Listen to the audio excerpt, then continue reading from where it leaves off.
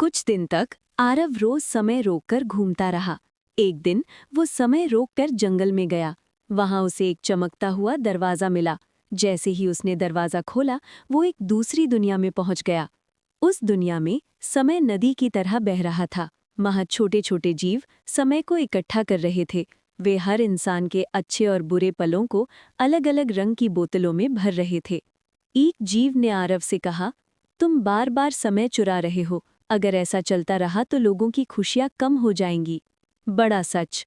आरव ने देखा कि उसकी वजह से गांव में लोग धीरे धीरे उदास होने लगे थे, क्योंकि जब भी वो समय चुराता था, लोगों की खुशियों के पल कम हो जाते थे। आरव को अपनी गलती समझ आ गई। उसने उस जीव से पूछा, मैं इसे कैसे ठीक कर सकता हूँ? जीव बोला, तुम्हें घड़ी को तोड़ना होगा, लेकिन ऐसा करने पर तुम उस समय को कभी वापस नहीं पा सकोगे जो तुमने चुराया है। अंतिम फैसला। आरव ने बिना सोचे घड़ी को पत्थर पर मारकर तोड़ दिया। जैसे ही घड़ी टूटी, समय की नदी तेज बहने लगी और सारी खुशियों के रंग वापस लोगों के जीवन में लौट आए। अचानक आरव अपने गांव में वापस आ गया। सब कुछ सामान्य था, लेकिन अब आरव को एक खास बात समझ आ गई थी। समय को रोक कर नहीं। अचानक आरव अपने गांव में वापस आ गया। सब कुछ सामान्य था, लेकिन अब आरव को एक खास बात समझ आ गई थी। कहानी अभी बाकी